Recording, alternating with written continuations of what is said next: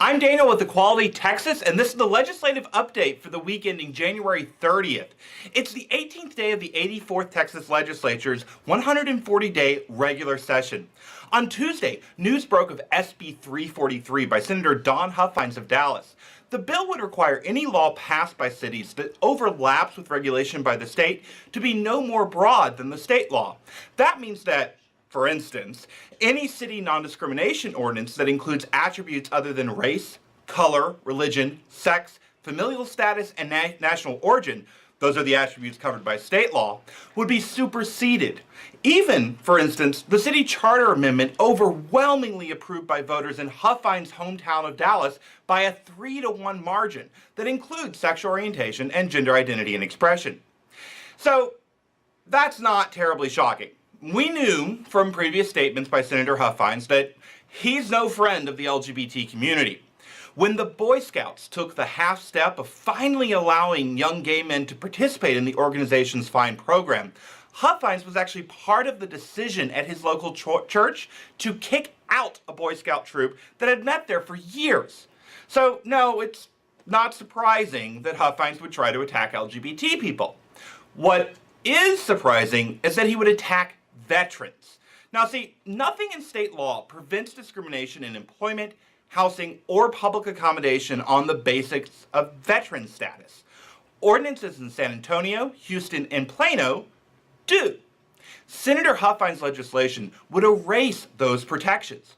Our veterans deserve the respect and dignity to be able to work, live, and go out in public without harassment or discrimination. If the state legislature is unwilling to protect the people who've risked everything for our freedoms, the least they can do is to continue to allow cities to protect our heroes. You can call Senator Huffines and let him know what you think of his bill at 512-463-0116. Also on Tuesday, Representative Roberto Alonzo of Dallas signed on as a co-author to Rafael Anchia's HB 537, which would allow the children of same-gender couples in Texas to receive accurate birth certificates that reflect both their parents' names.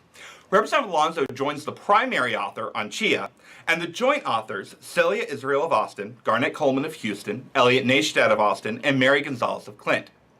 Joint and co-authorship is a way for lawmakers to officially endorse legislation, even before they'll have an opportunity to vote on it. House rules allow for only 5 joint authors. These lawmakers have the same relationship with the bill as the person who originally filed it. They also allow for an unlimited number of co-authors. So theoretically, a bill filed in the 150-member House could have one primary author and up to 149 co-authors. By signing on as joint and co-authors, these lawmakers are lending their reputation, their prestige, and their influence to the passage of HB 537. It's a very important statement. Is there a bill that you're paying particularly close attention to and want to be certain passes? Consider calling your representative and asking them to co-author. We've made it easy to contact your lawmakers. Go to our Action Center. We'll put the link in the episode's notes as always, and put in your address. The contact information for your state representative and senator will come up automatically, including their email addresses and phone numbers, along with a sample email on an issue we think they should hear about. We adjust and reload the sample letters every single week. Use the language provided, or better yet, write your own. Maybe you could ask your state rep to join Representative Alonzo in co-authoring 537. We change those letters every week, so I hope that you're sending a letter every week. Next week, the Senate is getting going on the long process of adopting a budget and holding committee hearings. Senate committee assignments came out last Friday.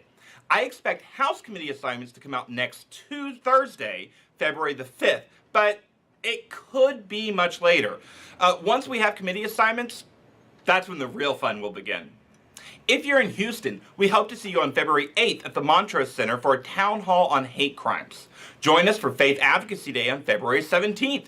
We're bringing LGBT people and their allies from around the state to talk to lawmakers about how their faith informs their support for the LGBT community.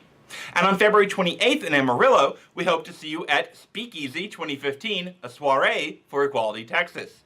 More information on these and other upcoming events is at equalitytexas.org under the Calendars tab.